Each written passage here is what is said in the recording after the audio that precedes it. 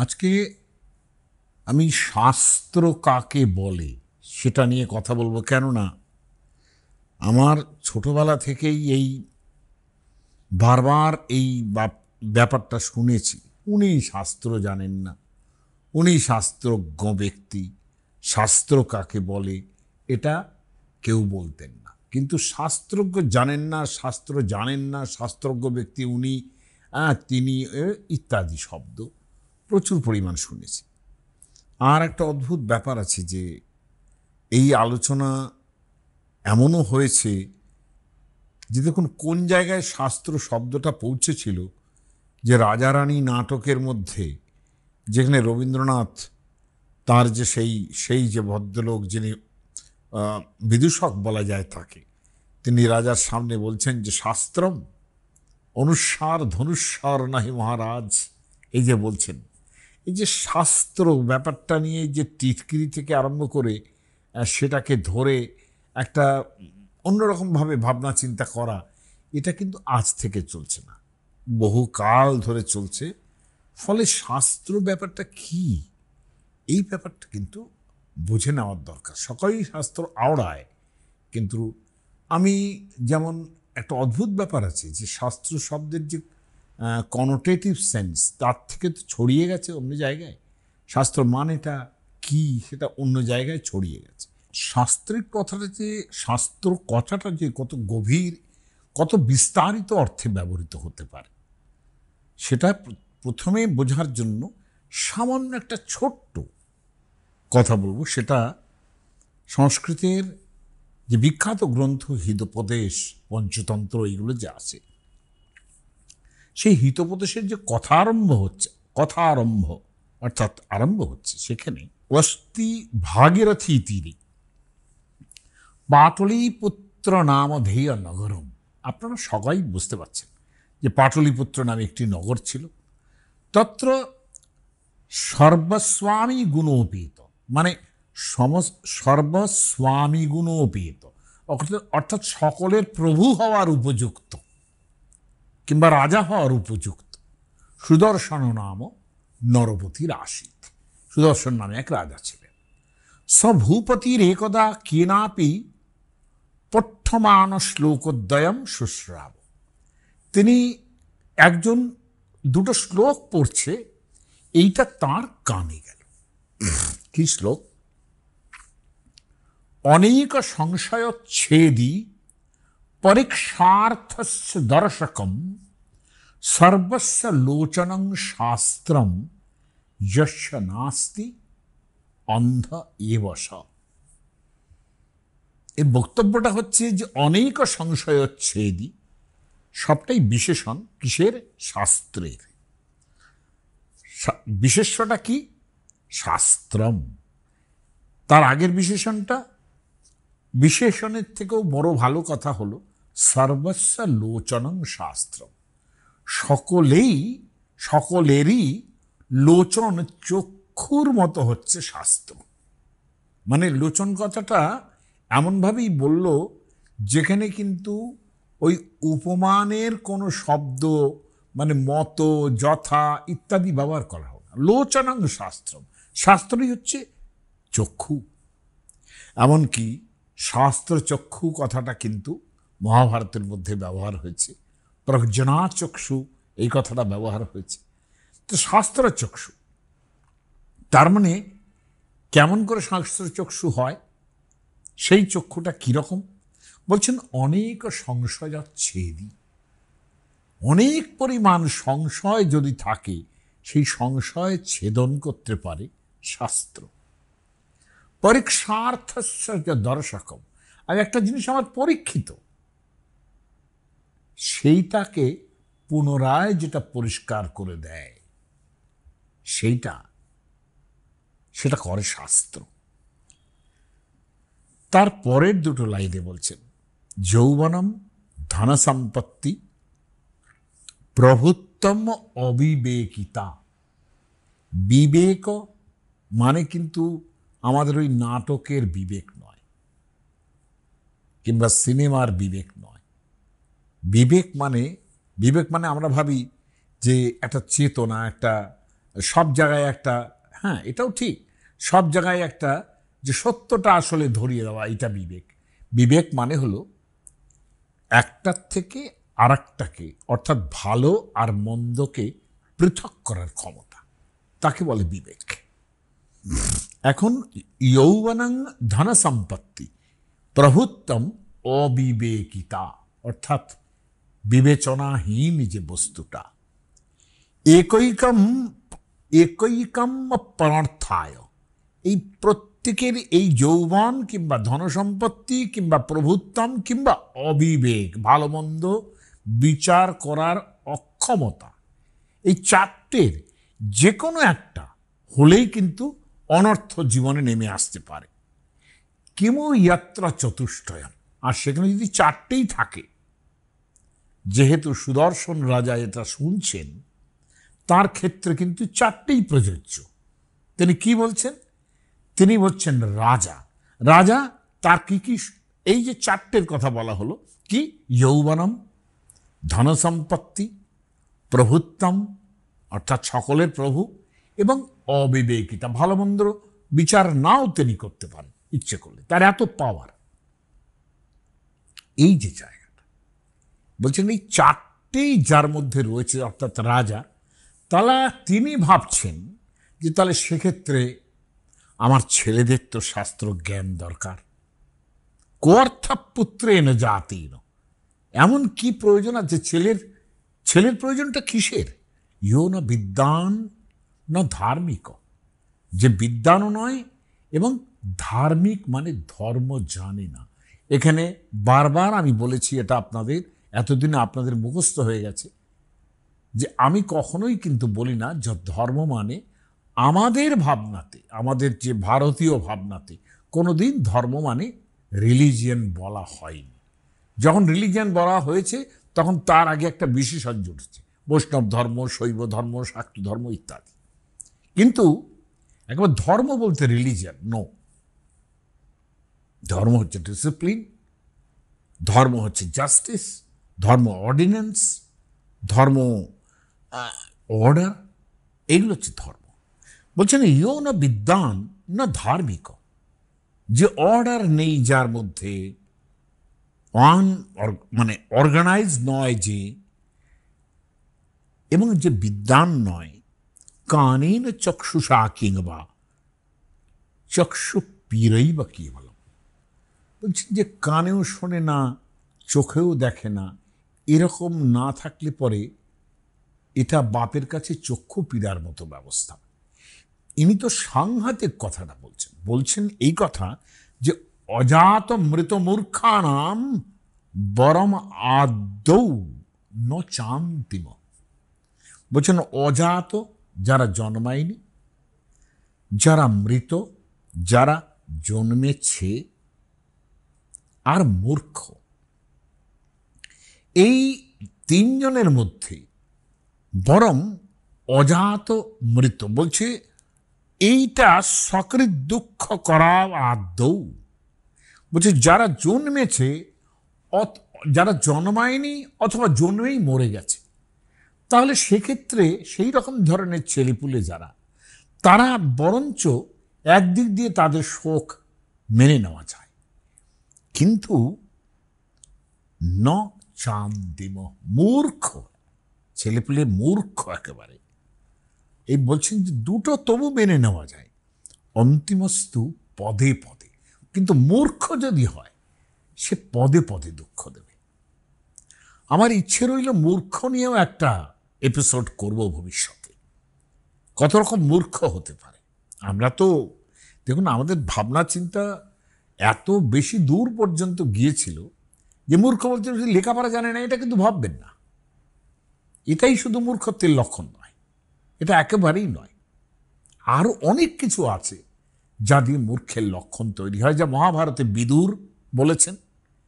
এবং একটা একটা একটা লেখা আমার লেখার ইচ্ছে আছে, আমি একটা মানে বহুকাল আগে একটা বেরোনো একটা বইও পেয়েছি, সে বইটা কোথাও ছাপা হয়নি, আর আমাদের বাংলাতে অন্তত ছাপা হয়নি, যে 100টা শ্লোকে সেখানে কাকে কাকে মূর্খ বলা হয়েছে সেটা বলা হয়েছে। হ্যাঁ, মূর্খের 100টা লক্ষণ আছে। যাই হোক, সে কোনোদিন হবে ভবিষ্যতে যদি বেঁচে থাকে। এখন কথা হলো কি, যে এই যে রাজার দুঃখ হচ্ছে যে মূর্খ সন্তান যদি হয়, তার থেকে আমাদের শাস্ত্র শেখানো দরকার। তাহলে রাজা যে শাস্ত্র শেখাতে যাচ্ছেন সেটা কিন্তু একেবারেই আলাদা, সেটা কিন্তু একেবারেই আলাদা। হয়তো বা সেটা নীতিশাস্ত্র শোনাতে যাচ্ছেন। নীতিশাস্ত্র মানে কিন্তু একদমই ভাববেন না যে it depends on morality. No, আমাদের দেশের নীতিশাস্ত্র মানে হচ্ছে রাজনীতিশাস্ত্র। আমাদের মহাভারতের মধ্যেই এরকম শব্দ আছে যে তৎসর্বম রাজশার্দূল নীতিশাস্ত্রেই বিবরণিতম। এই সমস্ত কিছুই আমাদের নীতিশাস্ত্র মানে পলিটিক্যাল সায়েন্স কিংবা পলিটিক্সের ওপরে যে কথাবার্তা বলবো মহাভারতে, তার মধ্যে বলা আছে। এই যে নীতিশাস্ত্র, তার মানে ইনি কিন্তু নীতিশাস্ত্র শেখাবেন। তা ইনি কি করবেন, সুদর্শন রাজা কি করবেন, কিংবা পঞ্চতন্ত্রে তিনি কি করবেন, আমি সে নিয়ে ভাবছি না। আমার বক্তব্য যে শাস্ত্র কথাটা তার কানে গেল, তার প্রথম লক্ষণ হচ্ছে অনেক সংশয় অচ্ছেদি, অনেক সংশয় দূর করে দেয়, এবং পরোক্ষার্থস্য দর্শন, যা আমাদের পরোক্ষ, যা আমাদের প্রত্যক্ষ নয়, পরোক্ষ হয়ে আছে, খানিকটা আনুমানিকভাবে জানি, সেটাকে প্রত্যক্ষের মতো করে দেয় শাস্ত্র।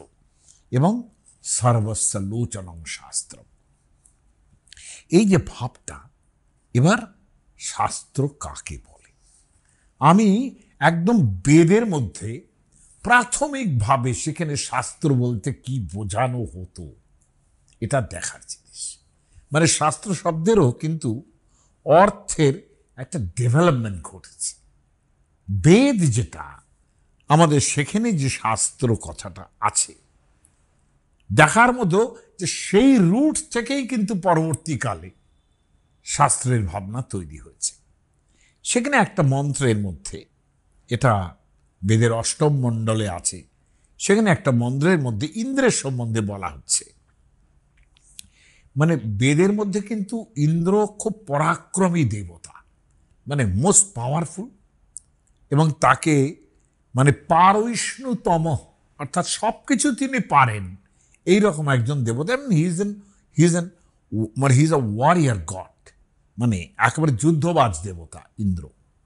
সেই ইন্দ্রের সম্বন্ধে বলা হচ্ছে, নাইজাস্তবনো মম শাস্ত্রে অন্যস্যরণ্যতি যো আসমান বীর আনায়াত। মানে দাঁড়াচ্ছে, এই যে বীর ইন্দ্র আমাদের নেতা, যিনি পুরোহিত, তিনি বলছেন এই যে ইন্দ্র আমাদের নেতা, তিনি তোমার, আমার বা অন্যের শাস্ত্রে প্রীত হন না। এখানে শাস্ত্র মানে হচ্ছে শাসন,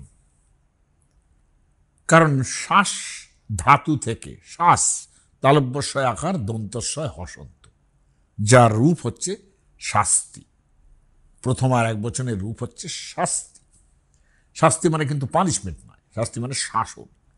তাহলে শাস্তি থেকে শাস্ত্র, এই কথাটা প্রথমে আমরা বেদে পাচ্ছি, এবং সেখানে মানেটা আর অন্য কোনো বইপত্র কিচ্ছু না, মানে হচ্ছে শাসন। তিনি অন্যের শাসন পছন্দ করেন না। তোমার আমার অন্যের কারো শাসন ইন্দ্র পছন্দ করেন না। এই হলো শাস্ত্রের প্রথম পর্যায়ের মানে, শাসন। কারো শাসন তিনি পছন্দ করেন না। এবারে আমাদের যে 4th সেঞ্চুরি বলা যায়, সেই সময়ে অমর সিংহ, যাকে আমরা অমর বলি, অর্থাৎ বিক্রমাদিত্যের রাজসভায় তিনি ছিলেন, তিনি যে ডিকশনারিটা লিখেছিলেন তার নাম হচ্ছে অমরকোষ। সেখানে বলা হচ্ছে নিদেশ গ্রন্থয় শাস্ত্রম। বলছেন তিনি এই অর্থগুলো করছিলেন যেখানে, সেখানে একই শব্দের দুটো মানে হয়, এই অর্থ করার চেষ্টা করছিলেন। এখন এই যে দুটো মানে হয়, সেটা বলছেন নির্দেশ গ্রন্থয় শাস্ত্রম। বলছেন নিদেশ মানে হচ্ছে আজ্ঞা, আর গ্রন্থ বোঝাতে শাস্ত্র বোঝায়। শাস্ত্র শব্দের দুটো অর্থ, একটা হচ্ছে নিদেশ মানে আজ্ঞা, নট নির্দেশ, নিদেশ নিদেশ, মানে ভ্রাতুর নিদেশে প্রথমাদিদেশ। হ্যাঁ, এইটা রঘুবংশে সলক্ষণম লক্ষণ পূর্ব জন্মা এরকমভাবে আছে। এখন অন্য জায়গায় লক্ষণকে তিনি আজ্ঞা করছেন, এইরকম আর কি, বা আজ্ঞা নেওয়ার জন্য তিনি দাঁড়িয়ে আছেন। এখন এই যে নিদেশ, আজ্ঞা, এই কথাটাও কিন্তু পরবর্তীকালে শাস্ত্রের সঙ্গে জুড়ে গেছে। শাস্ত্র যেন কিছু আজ্ঞা দেয়। আর ইনি সোজাসুজি অর্থ করছেন যে শাস্ত্র শব্দের অর্থ দুটো, একটা আজ্ঞা আর একটা হচ্ছে গ্রন্থ।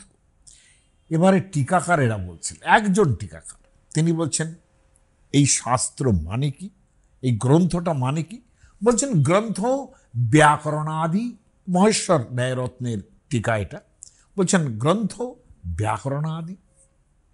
আমাদের বাংলাদেশের একজন, বাংলাদেশ মানে বাংলার, এই বাংলার একজন টিকাকার, তিনি ছিলেন ক্ষীরক স্বামী। তিনি খুব ইম্পর্টেন্ট লোক ছিলেন, অমরকোষের টিকা করেছেন এবং তার টিকা নিয়ে ভাবনা করেছেন আমাদের সাহেব কোলব্রুক। তিনি পর্যন্ত তার টিকা ভাবনা নিয়ে ভাবনা করেছেন। তো সেই টিকার মধ্যেও কিন্তু এই ভাবনা যে এই গ্রন্থ বলতে কি বোঝায়, ব্যাকরণাদি। আমাকে তো জিজ্ঞাসা করলেন একজন একটা সময়, মনে আছে, যে ব্যাকরণকে আপনি কেন গ্রন্থ একে শাস্ত্র বলবেন? শাস্ত্র মানে তো অন্যরকমভাবে আমরা জানি, ব্যাকরণ কেন হবে? বলে আসলে ব্যাকরণও তো একটা শাস্ত্র, মানে শাসনের মধ্যে তৈরি হয়। কারণ ব্যাকরণই তার সবচেয়ে বড় উদাহরণ যে শাসন করছে। অর্থাৎ ভাষা যা ছিল সেই জায়গাটাকে আপনাকে এমন একটা ভাবে আপনাকে প্রকরণ তৈরি করছি, ব্যাকরণ তৈরি করছি, গ্রামার তৈরি করছি, যা আপনাকে ভাষাটা একটা শাসনের মধ্যে নিয়ে আসছে। কীরকম শাসন? যেমন ধরুন, আমরা যখন বলবো যে হি ইজ গোয়িং, আমরা সেখানে কিছুতেই এটা ব্যবহার করতে পারবো না যে হি আর গোয়িং, এটা পারবো না। তার মানে এই যে আর করতে পারবে না তুমি, আমি তোমাকে চাই, আমি তোমাকে চাই, এই কথাটা কোনোভাবেই আমি তোমার চাই এইভাবে বলতে পারবো না। তাহলে শাসন করছি। কিন্তু ব্যাকরণ মানে আপনার যে শব্দ ভাণ্ডার, সেই ভাণ্ডারকে শাসন করে একটা অর্গানাইজড জায়গায় নিয়ে আসছে। এই জন্যে ব্যাকরণ প্রথম বলছেন।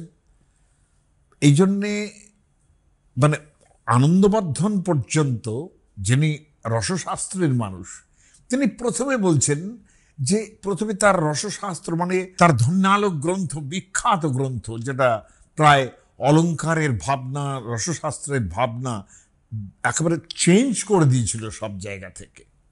হ্যাঁ, তিনি পর্যন্ত বলছেন প্রথমে হি বিদ্যাংশ বৈয়াকরণা। সবচেয়ে প্রথমে যদি বিদ্যান কাউকে বলতে হয় তাহলে হচ্ছে বৈয়াকরণ, অর্থাৎ যারা ব্যাকরণ জানেন। তার মানে কি, ব্যাকরণ হচ্ছে সবচেয়ে বড়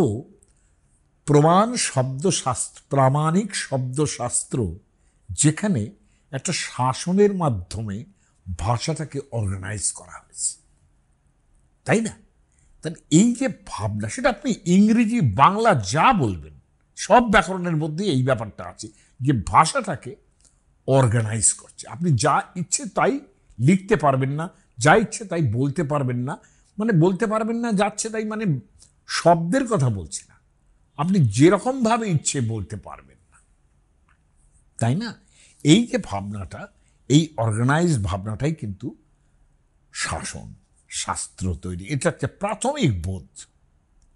দ্বিতীয় হলো, আমাদের শাস্ত্রের যে ভাবনা নিয়ে চলে, সেটা আমাদের একজন শঙ্করানন্দ বলে ব্রহ্মসূত্রের টিকাকার আছেন। ব্রহ্মসূত্র নিয়ে শঙ্করাচার্য প্রচুর মাথা ঘামিয়েছেন।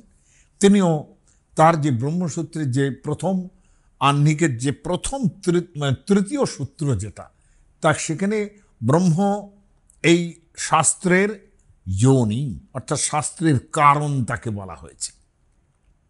কেননা ঋগ্বেদ আদি যেটা আমাদের আছে, বলছেন যে যখন ব্রহ্ম তার কারণ কিনা, ব্রহ্ম জগৎ কারণ কিনা, ব্রহ্ম আমাদের এই ঋগ্বেদাদি শাস্ত্রের কারণ কিনা, এই সব জায়গার মীমাংসা করার জন্য এই সূত্রটা ভয়ঙ্কর কঠিন, সেটা আপনাদের বোঝানোর মধ্যে যাচ্ছি না।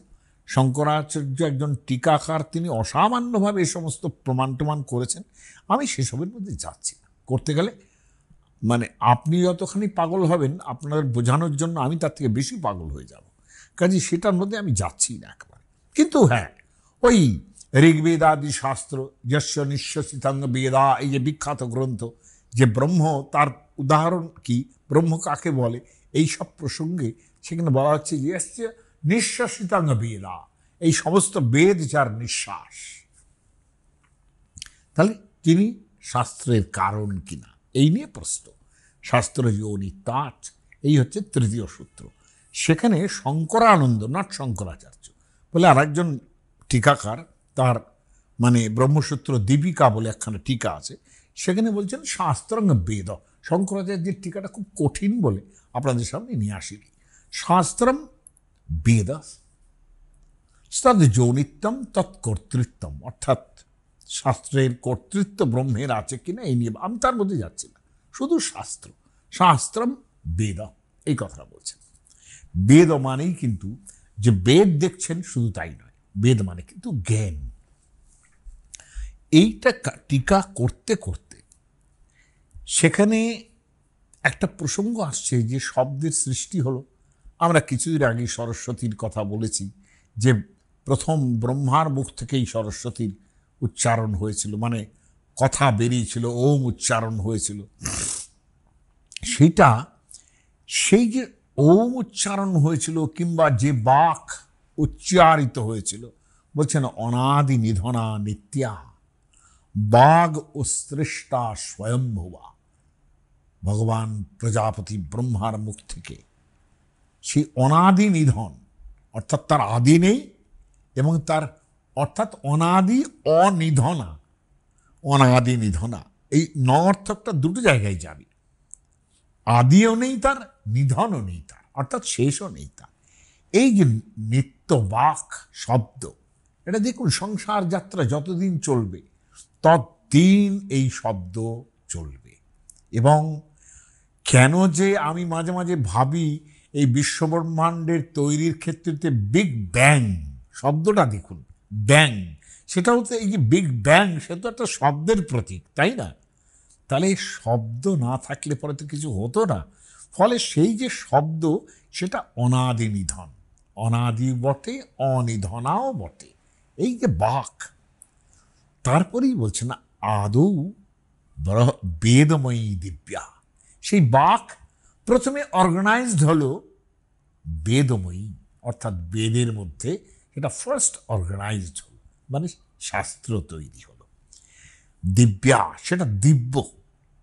বেদ খুব সাধারণ বলছে না, বেদকে অনেকে স্বয়ং ভগবানের সঙ্গে তুলনা করা হয়েছে। হ্যাঁ, যত সর্বা প্রবৃত্তয়, এবং তার থেকেই সমস্ত প্রবৃত্তি, আমরা কি কি করব না করব, এই প্রবৃত্তি তৈরি হচ্ছে। কারণ বেদ অনেক জায়গায় যজ্ঞ করার কথা বলবে, এই বেদে সংকল্প করব কিনা, প্রবৃত্ত হব কিনা, এই যে প্রবৃত্তি, এটা শাস্ত্র থেকে তৈরি হয়েছে, বেদের শাসন থেকে তৈরি হয়েছে, যে এইগুলো করো। ঠিক এই জায়গা থেকে অসামান্য একটা শ্লোক বেরিয়ে এসছে, যেটা হয়তো শাস্ত্র শব্দের প্রধান অর্থ। সেটা বলছেন যে কি, প্রবৃত্তিশ্চ নিবৃত্তিশ্চ। শঙ্করানন্দ তার টিকার উপরে টিকা করেছেন একজন, তিনি লিখছেন যে প্রবৃত্তিশ্চ নিবৃত্তিশ্চ, শুধু প্রবৃত্তি নয়, কাজে প্রবৃত্তি নয়, কোনটা করব সেই কাজে প্রবৃত্তি, এবং কোনটা করব না সেই কাজ থেকে নিবৃত্তি। পুংসাং জেনোপদিশ্যতে, যার মাধ্যমে আমি এইটা বলার চেষ্টা করেছি যে এই কর্ম করো এবং এই কর্ম করো না। কর্ম বলতে খুব বিস্তারিত অর্থ, তুমি এইটা পড়তে পারো, এইটা পড়ো না, এটা জানতে পারো, এটা জেনো না। এই যে ব্যাপারগুলো, এই যে প্রবৃত্তি এবং নিবৃত্তি, এই যে জিনিসগুলো, যেটাকে আমরা আরও সাধারণ ভাষায় বিধি নিষেধ বলি, অর্থাৎ বিধিয়াতে এটা বিধি, এটা করো, এটা নিষেধাতে এটা করো না। তাহলে বিধি নিষেধাত্মক হচ্ছে শাস্ত্রের বচন। প্রবৃত্তিশ্চ নিবৃত্তিশ্চ বংশাং যেনোপদিশ্যতে তদ্ধর্মশ্চ উপদিশ্যন্তে, এবং সেইভাবেই ধর্মের উপদেশ যেটা করেন তাকে শাস্ত্রম শাস্ত্রবিদো বিদুঃ। শাস্ত্রবিদরা, যারা শাস্ত্রজ্ঞ ব্যক্তি, তারা তাকেই শাস্ত্র বলেছেন, যেখানে শাস্ত্র সেই ধর্মের উপদেশ দেয় যে এইটা করতে হবে, এইটা করতে হবে না, অর্থাৎ ডুজ অ্যান্ড ডোন্টস, এই জিনিসগুলো যেটা উপদেশ দেয় সেটা হচ্ছে শাস্ত্র। এই যে দুদিন আগে সরস্বতী পুজো গেছে আপনাদের এবং আমার, তাতে তো এই মন্ত্রটা পড়েছেন যে বেদা শাস্ত্রাণি সর্বাণি নৃত্য গীতাদিকঞ্চ ন বিহীনং ত্বয়া দেবী। এই যে তোমাকে ছাড়া এগুলো হয় না, তথামে সন্ত সিদ্ধ হয়, আমার কাছেও সেইভাবেই সেই সিদ্ধিগুলো আসুক। কীরকম? যেরকমটা তুমি যে সিদ্ধির মধ্যে আছো সেটা কোথায় আছো না, বেদা শাস্ত্রাণি সর্বাণি, এই যে শাস্ত্র, বেদের কথা তো আগে বলেছি, বলবো আরো, কিন্তু এই যে শাস্ত্রাণি, এখানে দেখুন তার সঙ্গে লিঙ্কড হলো নৃত্য গীতা দিকঞ্চযৎ, অর্থাৎ নৃত্য গীতের সঙ্গে তুমি জড়িত, তার হাতে তিনি বিনা পানি। তাহলে এই যে শাস্ত্রাণি, এ শাস্ত্র কি? এই যে শাস্ত্র দেখুন, ঠিক ব্যাকরণের যেরকম গ্রামার তাকে শাসন করে, ব্যাকরণের গ্রামার একটা পুরো ভাষাটাকে যেরকম শাসন করে, ঠিক সেই রকম নৃত্যগীতের ক্ষেত্রে জিনিসটা কি হচ্ছে, যে নৃত্য একটা মানুষ করে, যে মহিলারা করেন কিংবা পুরুষরা করেন, যেই করুন, তাকে তো একটা গ্রামার তাকে শাসন করতে থাকে। আমি হাত ফাত ঝুলিয়ে, অনেকে আছেন এরকম বলে নাচ আর কি জিনিস, এদিক ওদিক হাত পাত দোলালাম যে নাচ হয়ে গেল, তাতে না, সর্বাঙ্গের মধ্যে নাচের সমস্ত ভাবনা আছে, তাই না? একবারে পা থেকে, পায়ের টো থেকে আরম্ভ করে মাথার চুল পর্যন্ত, মানে চুল না হোক অন্তত ভুরু পর্যন্ত, কপাল পর্যন্ত তার নৃত্যের ভঙ্গিমায় কাজ করে, যাকে আমরা খুব নাটকীয় ভাষায় বলি কৈশিকী বৃত্তি, ভ্রুভঙ্গ থেকে আরম্ভ করে সব কিছু। তা এই যে ব্যাপার, তার তো গ্রামার আছে সেখানে। এই যে শব্দগুলো, নাচের যে সমস্ত বইগুলো, ত্রিপতাক পতাকশ্চ, হস্ত মুদ্রা, যেগুলো নানান রকম মুদ্রা তৈরি করতে হয়, হ্যাঁ, কখনো হরিণ মুদ্রা, কখনো ময়ূর মুদ্রা, এই সমস্তগুলো তো আছে।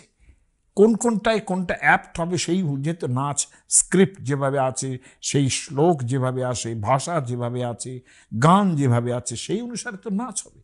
ফলে এই যে জায়গাটা, সেখানে তো একটা শাসন, অর্থাৎ ব্যাকরণের শাসন, নৃত্যের যে গ্রামার তার শাসন, সেটা তো আছে।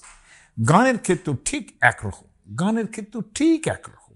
আপনি যে গানই গান, সেখানে বিশাল যে গানের সম্ভার, অনন্ত যে সুর, সেই সুরের প্রত্যেকটা আপনাকে সা লাগাতে হবে, সরগম লাগাতে হবে, সারেগামা পাধানিচা লাগাতে হবে, এই করে কিন্তু একটা গ্রামার তাকে, মানে সরগম সেখানে শাসন করছে, কিন্তু একটা পুরো গানকে, যে আপনি গান গাইবেন সেখানে তার ব্যাকরণ তাকে শাসন করছে, তার মানে সেটা শাস্ত্র। প্রত্যেকটা জায়গায় নৃত্যের শাস্ত্র, গীতের শাস্ত্র, এই রকম করে কিন্তু এক চিকিৎসার মধ্যেও শাস্ত্র চলে, হস্তিশাস্ত্র, অশ্বশাস্ত্র, এইভাবে চলেছে। কাজে এই জায়গাগুলো আলাদা আলাদা আলাদা আলাদা হয়ে গেছে সমস্ত কিছু শাস্ত্রের বিশেষণ হিসাবে। কিন্তু এই যে হয়েছে, সেখানে একটা কথা যে ওরা বারবার প্রধান উদাহরণ দিচ্ছেন ব্যাকরণ, দিস ইজ ভেরি ইম্পর্টেন্ট।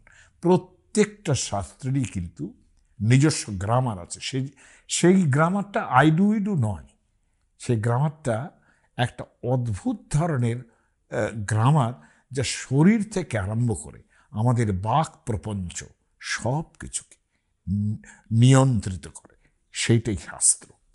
এখন এই শাস্ত্র শব্দের আরও চিন্তাভাবনা যেগুলো আছে সেগুলো একটু বলবার চেষ্টা করছি।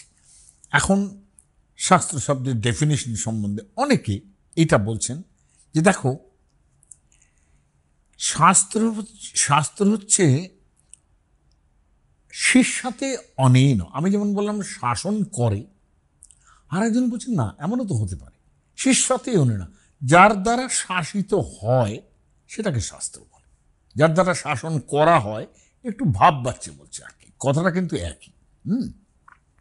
বলে সেটা কিরকম, যেমন বিশেষাধায়ক গ্রন্থ, যেমন বৈশেষিক দর্শন শাস্ত্র। বৈশেষিক দর্শন, আমি এটা কিন্তু একেবারে দার্শনিক প্রতিপত্তির মধ্যে চলে গেল, অর্থাৎ আমাদের যেসব আস্তিক দর্শন আছে সেইটাকে শাস্ত্র বলছেন। দেখুন তখন কিন্তু এটা বলবে যে শাস্ত্র বলতে একমাত্র বৈশেষিক দর্শন বোঝায়, বৈশেষিকরা তাই বলবে। ন্যায় বলবে ন্যায় বৈশেষিক হচ্ছে একমাত্র শাস্ত্র। বৈদান্তিকরা বলবেন বেদান্তই হচ্ছে একমাত্র শাস্ত্র। সাংখ্য যোগেরা বলবেন এইটাই একমাত্র শাস্ত্র। সেখানে ওরা বিশদে যাচ্ছেন, বলছেন শাস্তি চ ত্রায়তে চেতি শাস্ত্র। একজন বলছেন শাস্তি অর্থাৎ শাসন করে, অর্গানাইজ করে, প্লাস ত্রায়তে চ অর্গানাইজ করে আমাদের ত্রাণ করে, আমাদের বাঁচিয়ে দেয়, এইটা শাস্ত্র বলে। সেটা নিয়ে একটা শ্লোক পড়ছেন, যা শাস্তিব ক্লেশরিপুন শেষান, তোমাদের যে শাসন করছেন যিনি, ক্লেশরিপুন আমাদের যে যত কষ্ট আছে আছে সেটাকে শাসন করে দেন, অর্থাৎ সেটা যাতে না হয় সেই চেষ্টা করে।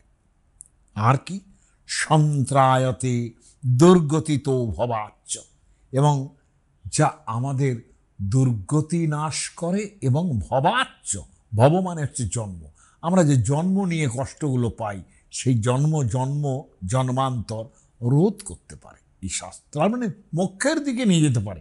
তো শাস্ত্র কত দূর চলে যাচ্ছে এইটা আবার বোঝাবার বিষয়। আশ্চর্য লাগবে শুনলে যে বৌদ্ধ দর্শন, যা আমাদের দর্শনের থেকে একটু পৃথক, ব্রাহ্মণ্যবাদী যে দর্শনগুলো তার থেকে খানিক পৃথক, কিন্তু তাদের মধ্যে পণ্ডিত মানুষ তো কম ছিলেন না। যেমন নাগার্জুন সাংঘাতিক একেবারে, তার যে সমস্ত বইপত্র আছে তার বইপত্রের বিভিন্ন পংক্তি নিয়ে ব্রাহ্মণ্যবাদী দার্শনিকরা মাথা খারাপ করে দিয়েছেন যে সেটাকে কি করে কাটবো না। কাজে নাগার্জুন খুব কম লোক নন। তিনি একটা অসামান্য কথা বলছেন। তিনি বলছেন, নাগার্জুন বলছেন যে এই যে বললাম যে শাস্ত্র ক্লেশ ও রিপুন অশেষান, সমস্ত ক্লেশ দূর করে দিতে পারে এবং আমাদের সন্ত্রায়তে দুর্গতিত ভবাচ্চ, জন্মমরণ রহিত করে দিতে পারে, হ্যাঁ, সেই দুর্গতি থেকেও ত্রাণ করতে পারে। তৎশাসনা ত্রাণ গুণাচ্চ শাস্ত্রম, তাহলে কি দাঁড়ালো যে শাসন করছে এবং ত্রাণ গুণ তার মধ্যে আছে। এতদ্বয়ম চান্ন মতেষু নাস্তি, এটা এই দুটো জিনিসটা অন্য জায়গায় নেই, অর্থাৎ অন্য কোনো দর্শন শাস্ত্র কিংবা ধর্ম কিংবা ভাবনা তার মধ্যে এটা নেই। আমাদের শাস্ত্রটা তার মানে একদিকে কি করে, একদিকে অর্গানাইজ করে আমাদের, they help us to come to order, আর একটা হচ্ছে কি, সেটা দুর্গতির থেকে ত্রাণ করে। এই যে এইটা আছে না, এই যে প্রত্যয়টা স্ট্রং প্রত্যয়, এই তার থেকে ত্রটা শুধু থাকবে, শাস্ত্র। তাহলে শ্বাস আর এই দুটো থেকে ত্রাণ, আর এদিকে শাসন, এই দুটো মিলে শাস্ত্র শব্দের অর্থ তৈরি হচ্ছে। এটা একটা দেখার জিনিস। মানে ব্যাপারটা কি দাঁড়ায়, এখানে কিন্তু অনেক কিছু কথাবার্তা আছে। মানে ব্রহ্মবাদী ভাবনা ধরুন, একবারে তো নিরাকার নির্বিশেষ নির্গুণ শঙ্করাচার্য যেরকম বলছেন, মানে সেই দিকে যদি যায় শাস্ত্রের নির্দেশ, সেটাতে আবার অনেকে ভয় পান। তারা তখন বলেন যে বাবা এটা ঠিক শাস্ত্র হতে পারে না। সাকারে বদ্ধ লক্ষন্তু, বলে আগে যদি ব্রহ্মের আকার আছে, ব্রহ্মের গুণ আছে, এই সমস্ত ভাবনা, মানে সাকার নিরাকারের যে ভাবনাটা, বলে সাকারে যদি তুমি বদ্ধ লক্ষ্য থাকো, অর্থাৎ লক্ষ্য স্থির থাকে, তবে আস্তে আস্তে নিরাকারের দিকে যেতে পারবে। বলে বাবা আগে থেকেই ওসব নিরাকার করো না। এসব জিনিসেও শাস্ত্রের মাধ্যমে চলে এলো। অর্থাৎ যিনি বললেন না যে দুর্গতি ত্রাণ মোক্ষ দিতে পারে, বলে মোক্ষ সঙ্গে সঙ্গে অন্য লোকেরা যারা ব্রাহ্মণ্যবাদী শঙ্করাচার্যের মানুষেরা তারা যে কথাগুলো বলেছেন সেগুলো ধরে নিয়েই আর এক প্রকার বললেন যে বাবা ওইসব আগেই থেকেই বলো না, শাস্ত্র এইটা করতে পারে, অতএব মোক্ষে যাবার জন্য নিরাকার ব্রহ্মের উপাসনা করো, নির্বিণ্ণ হও, সব কিছু ত্যাগ করো। বলে প্রথম থেকে এইরকম করলে তো আর শাস্ত্রের মানে ভাবনাই লোকে ভাববে না, এইসব ছেড়ে দাও, বরঞ্চ সাধারণ জায়গায় এসো। সাধারণ জায়গায় এসে শাস্ত্রের অর্থ নিরূপণ করে। শাস্ত্র করতে গিয়ে বোঝায়, আমরা সাধারণ লোকেরা কীভাবে বুঝব? তখন এরা বলছেন যে দেখুন, সবচেয়ে ভালো কথাটা আছে রামায়ণে। রামায়ণের মধ্যে যখন রামচন্দ্রের কথা জিজ্ঞাসা করছেন, মানে বাল্মীকি তো প্রথমেই রামচন্দ্রের কথা বলছেন না, তিনি জিজ্ঞাসা করছেন যে কোস্তি, কে সেই লোকটি আছে যিনি এইরকম গুণসম্পন্ন, কৃতজ্ঞশ্চ, এইরকমভাবে বিভিন্ন রকম বিশেষণ দিয়ে বলছেন একটা অসামান্য গুণী মানুষ কে হতে পারে। লাস্টে নারদ, যেটা রবীন্দ্রনাথ বাংলা করেছেন, যে নারদ খুব আস্তে আস্তে কথাটা বললেন যে অযোধ্যার রঘুপতি রাম। তো তার সম্বন্ধে যে প্রাথমিক বর্ণনা হচ্ছে, তার টিকাকারেরা সেখানে দুটো কথা বলেছেন। তার একটা শ্লোকের মধ্যে রামচন্দ্রের সম্বন্ধে জিজ্ঞাসা করা উচিত। তখনও পর্যন্ত বলার পর যখন নারদ বলছেন এই গুণসম্পন্ন একটি লোক আছে যার নাম রামচন্দ্র, সেখানে একটা লাইন দেখো, রক্ষিতা স্বস্য ধর্মস্য, যিনি ক্ষত্রিয় ধর্ম সেটা রক্ষণ করেন, স্বজনস্য চ রক্ষিতা, নিজের জন যারা আছে তাদের রক্ষা করেন, বেদাঙ্গ তত্ত্বজ্ঞ, তিনি বেদ জানেন, বেদাঙ্গ জানেন, শিক্ষাকল্প নিরুক্ত জ্যোতিষ ইত্যাদি জানেন, ধনুর্বেদে চ নিষ্ঠিত, ধনুর্বেদ অর্থাৎ কি করে ধনুক চালাতে হয় সেটাও সবচেয়ে ভালো জানেন। তারপরেই বলছেন সর্বশাস্ত্রার্থ তত্ত্বজ্ঞ,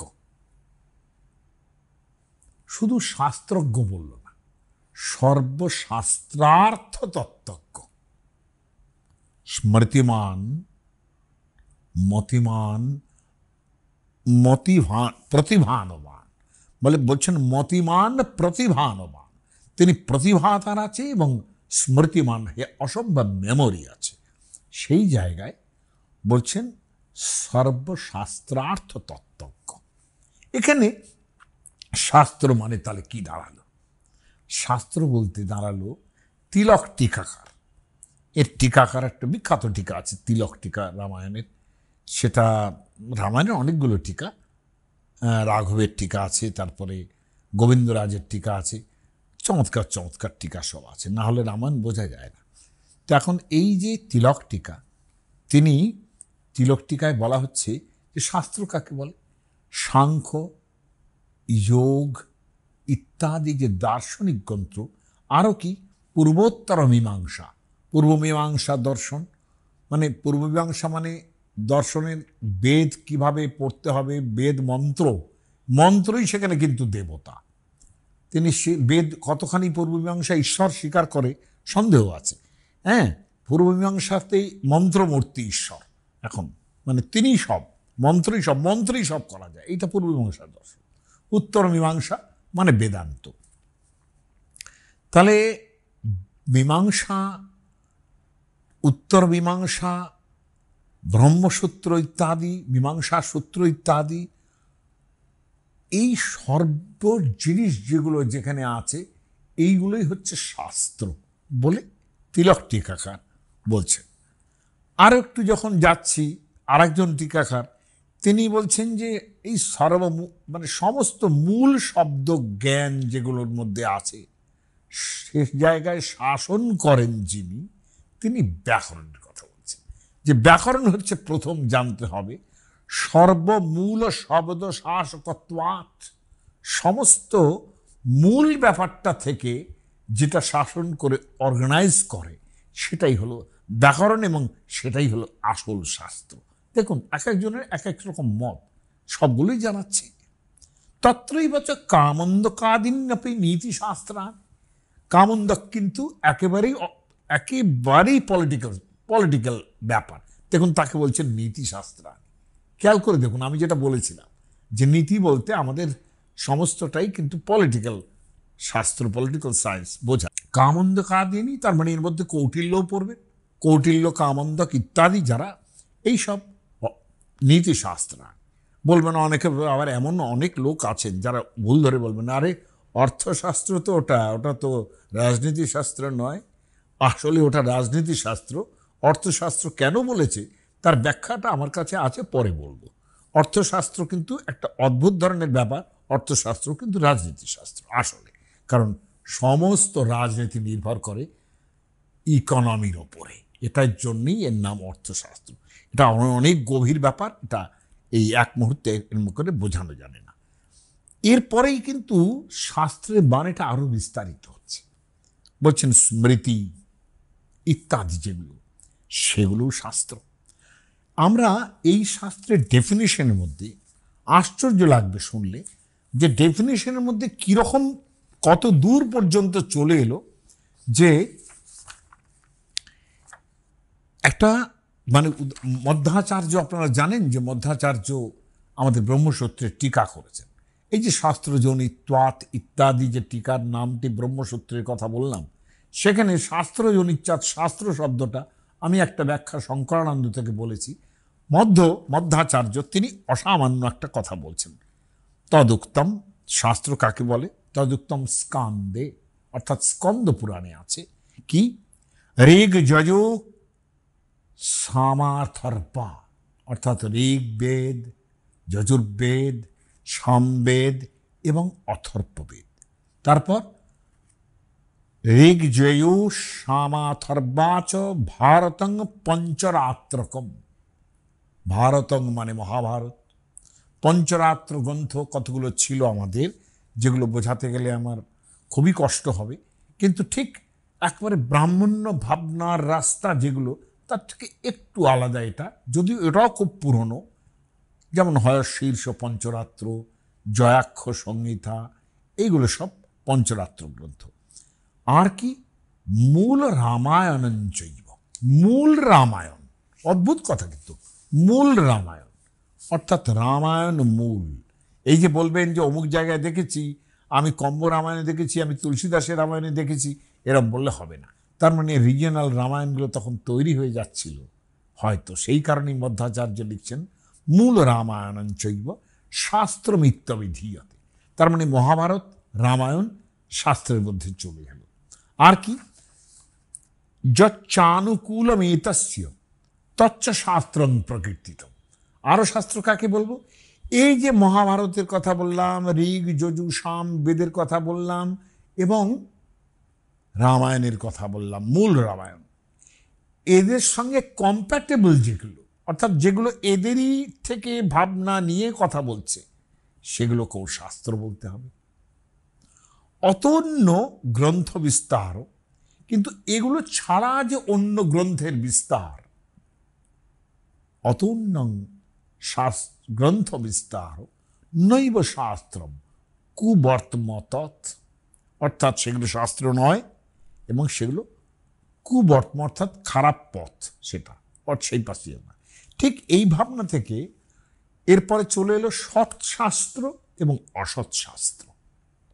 কোনটাকে সৎশাস্ত্র বলবো, কোনটা অসৎশাস্ত্র বলবো, এই করতে করতে এমন একটা জায়গা দাঁড়ালো, যারা ব্রাহ্মণ্যবাদী তারা স্মৃতি পর্যন্ত, অর্থাৎ ধর্মশাস্ত্র, স্মৃতিশাস্ত্র ইত্যাদি পর্যন্ত গ্রহণ করলেন, এই জন্যে যে এগুলো রামায়ণ মহাভারত বেদকে ধরেই চলে। হ্যাঁ, কিন্তু অন্যান্য যে সমস্ত শাস্ত্র তখনকার দিনে উঠছে, যেমন আমাদের তন্ত্রশাস্ত্রের মধ্যে যে শৈব আগম, তারপরে শাক্ত যে সমস্ত আগম তন্ত্র যেগুলো সব উঠছে, সেইগুলো নিয়ে এদের ভয়ঙ্কর চিন্তা দাঁড়ালো যে এগুলো সব অসৎ শাস্ত্র। কিন্তু আলটিমেটলি এগুলোকেও কিন্তু পরবর্তীকালে ব্রাহ্মণ্যবাদের বিকল্প হিসেবে এগুলোকেও শাস্ত্র বলে মেনে নিতে হয়েছে। কেননা এটা উপায় ছিল না। কেন উপায় ছিল না? যে ব্রাহ্মণ ছাড়া আরও তো মানুষ আছে, তাই না? তাদের কিন্তু অদ্ভুত রেসপাইট তৈরি করেছে এই তন্ত্রশাস্ত্রগুলো, যেখানে এই তন্ত্রশাস্ত্রের ভাবনা নানান রকম জাত থেকে সিদ্ধি হয় এবং যার মূল আছে অথর্ববেদের মধ্যে। তারা অথর্ববেদ থেকে ধরে এইগুলোকে বলছেন। এরা আপাততভাবে সেইগুলোকে শাস্ত্র বলে না মানলেও পরবর্তীকালে কিন্তু যেহেতু এদের মূলে অথর্ববেদ আছে এবং সেখান থেকেই তন্ত্রশাস্ত্রের ভাগনাগুলো তৈরি হচ্ছে, অতএব সেগুলোকেও শাস্ত্র বলে মেনে নিতে হয়েছে। তার মানে সেখান থেকে যে সমস্ত উদাহরণ দিচ্ছেন তারা, যেমন আমি কিছুদিন আগে দশমহাবিদ্যার কথা বললাম, এগুলোও তো মানুষ মানছে, ফলত এগুলোকেও শাস্ত্র বলে মেনে নিতে বাধ্য হয়েছে। মেটা মানেন না তারা, যেটা দুপক্ষই মানেন না, সেটা খানিকটা হলো ওই যে শঙ্করাচার্যের একেবারে নিরাকার নির্বিশেষবাদ, যেটা প্রায় মাধ্যমিক মানে বৌদ্ধদের মাধ্যমিক শূন্যবাদের জায়গায় গিয়ে পৌঁছয়। ওই জন্য অনেকে ওইটা খুব পছন্দ করেন না, বরঞ্চ সাকার ব্রহ্মের উপাসনার জায়গায় তারা ভালো থাকেন। হ্যাঁ, এই যে জায়গাগুলো সেটা একটু ভাবার দরকার আছে। কিন্তু এটা ঠিক অসৎ শাস্ত্র বলে যে কথাগুলো বলা হচ্ছিল, সেই কথাগুলো কিন্তু পরবর্তীকালে থাকলো না। ফলত আগম বলে একটা জিনিস তৈরি হলো পরবর্তীকালে। আগম বলে একটা, আমি বেশি বিস্তারে আর যাচ্ছি না, খেয়াল করে দেখবেন তন্ত্রশাস্ত্রের যাকে অধীশ্বর বলি আমরা, সেই কৃষ্ণানন্দ কিন্তু আগম বাগীশ। কৃষ্ণানন্দ আগম বাগীশ, খেয়াল করে দেখুন। এই আগম শব্দটার একটা খুব ইম্পর্টেন্ট শব্দ, যেটা বৈদিক মূল থেকে এই পর্যন্ত একটা অদ্ভুত ধারণ শক্তি আছে। পণ্ডিতরা কিন্তু এটা বলেন যে যারা পরলোককে প্রত্যক্ষ করেনি কিংবা পরলোক নিয়ে মানে অথচ পরলোক নিয়ে ক্রিয়াকর্ম করবেন। হ্যাঁ, এখন মানুষ পৃথিবীতে কেউ স্বর্গ দেখেছেন? দেখেননি। কেউ নরক দেখেছেন? কেউ দেখেননি। ফলত এই যে চিত্রটুকু অদ্ভুতভাবে পায়, বলছেন সেখানে শাস্ত্রকে অনুসরণ করো। কেন? শাস্ত্র তার একটা চিত্র দেয়। কারণ এখনও দেখুন আমরা কি এমন পারি যে আমরা কোনো শ্রাদ্ধাদি ক্রিয়া করছি না, হ্যাঁ, এইসব ভাবনা করছি না। স্বর্গ নরকের একটা অদ্ভুত বিশ্বাস, যদিও কিচ্ছু জানি না কোথায় নরক কোথায় স্বর্গ, যদিও এ কথাটা প্রায় বিশ্বাসই হবে না লোকের কাছে আমি যখন বলি যে স্বর্গ এবং নরক, স্বর্গ এবং নরক হলো সেইটা যে মনপ্রীতি করার স্বর্গ, হ্যাঁ, আর অপরস্তদ বিপর্যয়। নরক হচ্ছে নরকস্তদ বিপর্যয়, মনপ্রীতি করা, অর্থাৎ আপনি জীবনে যেখানে যেখানে অসম্ভব সুখ পাচ্ছেন সেটাই স্বর্গ। এই মত তো রয়েছে এবং শাস্ত্রেই রয়েছে, মনপ্রীতি করার স্বর্গ। যেখানে যেখানে মনের সুখ এই জন্মেই পাচ্ছেন সেটাই আসলে স্বর্গ। নরকস্তদ বিপর্যয়, যেখানে যেখানে সুখ পাচ্ছেন না, কষ্ট পাচ্ছেন, সেটা নরক। আমরা বলি না নরক যন্ত্রণা ভোগ করছি, বলি কিন্তু কথাগুলো। এখন এই যে স্বর্গসুখ এবং নরকের বোধ ইহজন্মেই যে পাওয়া, এটাকেও তো অনেকে শাস্ত্রের ভাবনা বলে ভাবতেই পারেন। তাহলে তো আর ওই পরলোকের ভাবনা থাকে না, শ্রাদ্ধাদি ক্রিয়া করতে হয় না, এসব করতে হয় নানান রকম। যে বলি এটা করলে পরে খুব খারাপ হবে, এই যে ব্যাপারগুলো, এটা করো, এটা তাহলে ভালো হবে, এখন ভালো না হয় পরে ভালো হবে, পরে ভালো মানে মৃত্যুর পর। মৃত্যু আমরা পরলোক দেখিনি। এই যে জায়গাগুলো, এখানে শাস্ত্র একটা কিন্তু ওই যে একটু দুর্গতির থেকে ত্রাণ করে যেন, হ্যাঁ, যে আগমস্তু অনতিক্রম্য শ্রদ্ধাতব্যং বিভূষতা, আগমকে অতিক্রম করো না। কেন? নচৈব পুরুষ দ্রষ্টা স্বর্গস্য নরকস্য চ, কেউ স্বর্গও দেখেনি নরক দেখেনি। আগমস্তু শতাং চক্ষুর নৃপতে তম ইহাচর, অতএব আগম হচ্ছে সেই জিনিসগুলো যা কিন্তু সেই পরলোকের পথের পরে কি আছে না আছে, তাতে সুখ হবে কি হবে না, এই নির্দেশ দেয়। আমাকে অনেকে বলতেই পারেন যে আপনি কেন আজকে 21st সেঞ্চুরিতে দাঁড়িয়ে এইসব কথা বলছেন, এসব কোনো মানেই হয় না, পরলোক পরলোক বলবেন না। আমি বলবো, কেননা ভারতবর্ষের এখনো অনন্ত মানুষ যারা আছেন, এই যারা বলছেন যে এসবের কোনো মূল্য নেই, তাদের থেকে হাজার কোটি গুণ বেশি লোক আছেন যারা এই তত্ত্বে বিশ্বাস করেন যে পরলোক বলে কোনো বস্তু আছে, তার সুখ অসুখ বলে কোনো বস্তু আছে। কিন্তু সেইখানে ওই শাস্ত্রের যে আগম কথাটা মানতে হবে। মহাভারতের শান্তি পর্বে বিখ্যাত একটা সূক্ত আছে, যে বিখ্যাত একটা চ্যাপ্টার আছে, সেখানে কপিল সমরশ্মি সংবাদ এটা হচ্ছে আর কি। সেখানে মানে নাস্তিকতার পরিধির বাইরে যেগুলো, সেগুলোইকে আগম বলা হচ্ছে। মানে আগম হচ্ছে অন্যত্র তর্কশাস্ত্রেভ্য, এটা তর্ক করে হবে না। আগমার্থম যথাগম, আসছে, আগচ্ছতি ইতি আগম, অর্থাৎ নানা শাস্ত্রের যে আস্তিক শাস্ত্র, সেখান থেকে যে কথাগুলো আসছে সেটাই আগম। আগম বেদবাদাশ্চ তর্কশাস্ত্রানি চ আগম।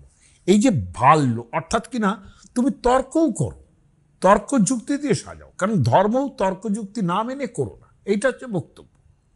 অতএব আগম হচ্ছে সেইটা যেখানে বেদবাদের ব্যাপার আছে, অর্থাৎ বেদের ভাবনা আছে, বেদ বলতে সঙ্গে সঙ্গে রামায়ণ মহাভারত সব বুঝিয়ে ফেলবে, এবং তার সঙ্গে তর্কশাস্ত্র, অর্থাৎ তর্কও কর, তর্কশাস্ত্রেরও প্রয়োজন আছে। তা না হলে আমি যদি মানে ধর্ম যে তুমি মানবে, বলছেন যে একটা তো লাইনই আছে, যুক্তিহীন বিচারেতু ধর্মহানি প্রজায়তে। তুমি যদি বিচার করো সেখানে যুক্তিতর্ক নেই কিছু, সেখানে ধর্ম নষ্ট হয়। কাজেই যুক্তি দিয়েই যা করবে করো। এমন তো হতে পারে এমন একটা সাধারণ যুক্তি থাকে যে আমরা কোনো তর্কেতে আমার মিলছে না, কিন্তু আমার মনের সুখ হচ্ছে। একজন ভগবানের বিগ্রহকে সাজাচ্ছে, বলছে কি মানে হয় এটা, সাজানোর কোনো মানে হয়, তার মনের প্রীতি হচ্ছে, সেটাও তো যুক্তি একটা। আপনি এই যুক্তিটা তো অস্বীকার করতে পারবেন না। তাহলে সেখানে অদ্ভুত লাগবে শুনলে যে সন্ধ্যাবেলায় ঠাকুর রাধাকৃষ্ণের বিগ্রহ তার শৃঙ্গার হচ্ছে, সুন্দর করে সাজিয়ে তাকে মন্দির খুলে দিল, আর সঙ্গে সঙ্গে একেবারে একটা বিশাল শব্দ উঠল। এই যে বিশাল রোর উঠল, মনপ্রীতি, সেখানে মানুষের মনটা দুষ্ট হচ্ছে, আপনার সেখানেই আপনাকে বিশ্বাস করতে হবে। বিশ্বাস করা না করা আপনার ধর্ম, কিন্তু সেই যুক্তিটা তো রয়েছে যেখানে আমার মনের প্রীতি হচ্ছে। কাজে এই তর্কশাস্ত্র যখন এলো, তখন এই শাস্ত্রটার একটা খুব বড় ইম্পর্টেন্স দাঁড়িয়ে গেল, যে ভাগবত পুরাণের মধ্যে যে আমরা যে কতগুলো শাস্ত্র, আমরা যে আগম শাস্ত্রগুলো পাচ্ছি, অর্থাৎ তন্ত্রশাস্ত্রগুলোও কিন্তু ঢুকিয়ে নেওয়া হলো। কুলার নবতন্ত্র যেমন, সে বলছে যেমন বেদশাস্ত্র, পুরাণকারদের নির্দেশ এবং এই সমস্ত জিনিসগুলো যে আছে, সেখানে শৈব আগম, শাক্ত আগম, এই সমস্ত শাস্ত্রের মধ্যে বেদ এবং পুরাণ ইত্যাদির রহস্য লুকিয়ে আছে। কুলার্ণব তন্ত্র, তন্ত্র কিন্তু শৈব শাক্তা গমা সর্বে রহস্যা পরিকীর্তিতা।